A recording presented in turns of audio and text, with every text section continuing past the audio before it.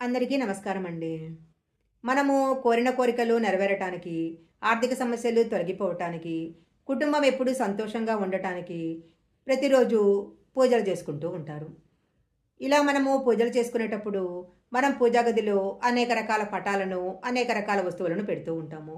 అయితే పూజా గదిలో ఉండే ప్రతి వస్తువు మనకి అదృష్టాన్ని తీసుకువస్తుందని అనుకోకూడదు. పూజా గదిలో కొన్ని వస్తువులు ఉన్నట్లయితే అవి మన దురదృష్టానికి కారణమవుతాయి.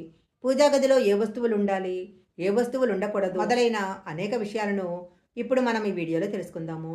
ముందుగా ఒక చిన్న రిక్వెస్ట్ అండి. మీరు గనక మొదటిసారి మా ఛానల్ చూస్తున్నట్లయితే వెంటనే సబ్స్క్రైబ్ చేసుకోండి. పక్కనే ఉన్న బెల్ ఐకాన్ని యాక్టివేషన్ చేసుకుంటే మేము పెట్టే వీడియోలన్నీ కూడా మీకు ముందుగానే నోటిఫికేషన్గా వస్తాయి. ఇక లేట్ చేయకుండా పూజా గదిలో ఉండకూడని వస్తువులేంటో ఇప్పుడు మనం తెలుసుకుందాము. పూజా గదిలో కొన్ని వస్తువులు ఉన్నట్లయితే మనకు దురదృష్టం వెంటాడుతుంది. అలాంటి పూజా సామాన్లను వెంటనే పూజా గదిలో నుంచి తీసేయాలి. మనము పూజ చేసుకోవటానికి ప్రత్యేకంగా ఒక పూజా గదిని ఏర్పాటు చేసుకొని అక్కడే దేవుణ్ణి ప్రార్థిస్తూ ఉంటాము. అందువలన పూజ చేయటం కోసము పూజా గదిని ఏర్పాటు చేసుకునేటప్పుడు ఈశాన్యంలో మాత్రమే పూజా గదిని ఏర్పాటు చేసుకోవాలి. పూజా గదిలో కొన్ని వస్తువులు, కొన్ని దేవతల చిత్రపటాలు ఇంట్లో ఉంచుకున్నట్లయితే దురదృష్టం వెంటాడే ప్రమాదం ఉంది.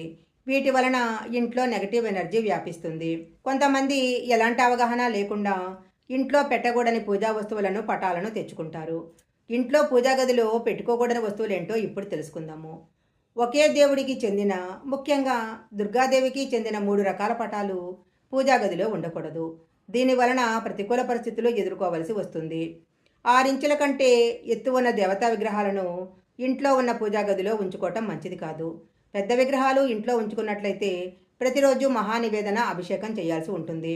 అందువలన పూజా గదిలో 6 ఇంచుల కంటే చిన్నగా ఉన్న విగ్రహాలను మాత్రమే ఉంచుకోవాలి.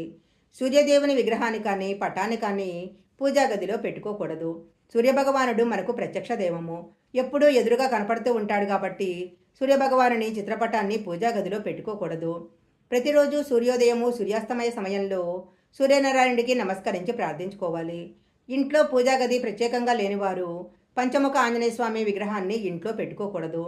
ఉగ్రరూపంలో ఉన్న కాళీమాత, నరసింహస్వామి అంటే రాక్షసులను చంపుతూ ఉన్నటువంటి ఫోటోలను లేదా విగ్రహాలను ఇంట్లో పూజా గదిలో ఉంచుకోకూడదు.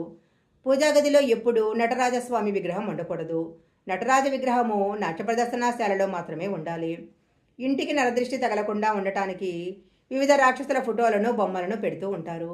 అయితే ఇంటి ముందు రాక్షసుల ఫోటోలను పెట్టుకోకూడదు. వినాయకుని విగ్రహం కానీ, ఫోటో కానీ పెట్టుకున్నట్లయితే ఇంటిపై ఉన్న చెడు దృష్టి తొలగిపోతుంది. ఇంట్లో ఉన్న పూజా గదిలో విరిగిపోయిన విగ్రహాలు, చినిగిపోయిన చిత్రపటాలు ఎలాంటి పరిస్థితిలో ఉండకూడదు. మీరు చేసిన పూజా ఫలితము మీకు దక్కదు. ఎండిపోయిన తులసి చెట్టుని ఇంట్లో ఉంచుకోకూడదు.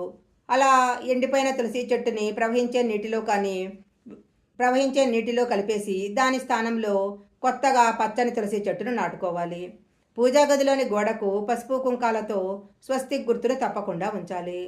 ఈ విధంగా ఇంట్లో ఉన్న పూజా గదిని ఏర్పాటు చేసుకోవటం వల్ల అనేక శుభ ఫలితాలు పొందవచ్చు. ఈ వీడియో కనుక మీకు నచ్చినట్టయితే లైక్ చేయండి, షేర్ చేయండి. ఇలాంటి మరిన్ని వీడియోల కోసం మా ఛానల్ సబ్స్క్రైబ్ చేసుకోండి. పక్కనే ఉన్న బెల్ ఐకాన్ని యాక్టివేషన్ చేసుకుంటే మేము పెట్టే వీడియోలన్నీ కూడా మీకు ముందుగానే నోటిఫికేషన్గా వస్తాయి. మరొక మంచి వీడియోతో మళ్ళీ కలుసుకుందాం.